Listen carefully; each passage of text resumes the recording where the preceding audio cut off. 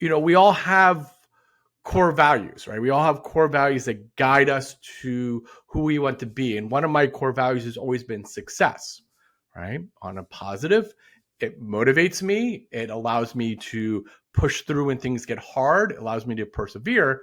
But it also has a negative implication. I can become overtly aggressive. I can sacrifice my mental and emotional well-being. I can damage relationships, all for the pursuit of success.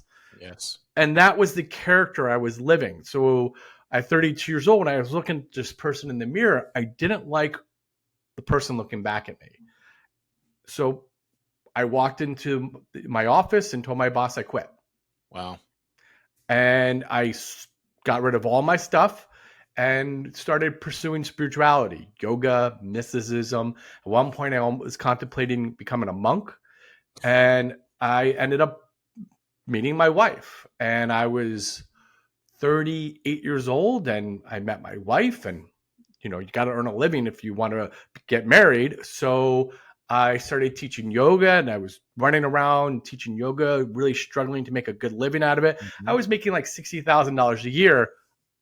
If you live in Ohio or you live out west, that's a really good living. I live in New Jersey, and I live in Somerset County, New Jersey. That is one of the most expensive counties in the country. And $60,000 in Somerset County, New Jersey is like $30,000 in Kansas. So it ain't cutting it. No. And so I sat down with my wife and was like, got to figure something out. And I came to this conclusion that what I really like doing is helping people. That's really my calling in life. That's my purpose. And so I got certified in coaching and said, that's my passion, because that's like the energy I'm going to put into it.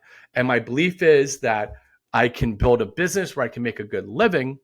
And over the course of 10 years, I built this online coaching platform where now everybody is like, how are you so successful? How did you do this? And everybody thinks I built this in like a 2-year period. They did not witness the 7+ years my wife and I were behind the scenes, struggling to cover our bills, putting in long hours to get to this place I'm at now. Yeah. Yeah. So good. Such a good story. And, there's nothing better than hearing stories of redemption and perseverance. So many of us have battled dark times and been in dark places in our life. And, if you're listening to this show today, then there's a reason God put you on this show with Michael and I. And it may be because you're in a dark season right now, or a dark road on the journey of your life. And what I would tell you, and what Michael's probably going to tell you, is just don't give up, man. Don't give up, because it's not permanent. Like he said, he was going through a really tough time. Man, I've been through some of the darkest times in my life that you can imagine. I've experienced bouts with depression. I've experienced bouts with anxiety, with aggression, with anger, with, where I want to just lay around and waller and say, why me? Woe is me. And all the things that everybody endures during different seasons of their life and of their journey. But just as you explained,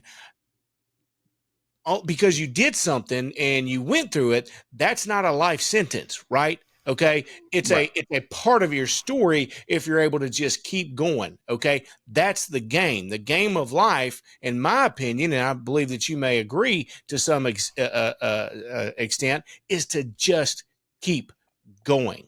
So, and it sounds like that's what you've done, and you've been able to create a really successful coaching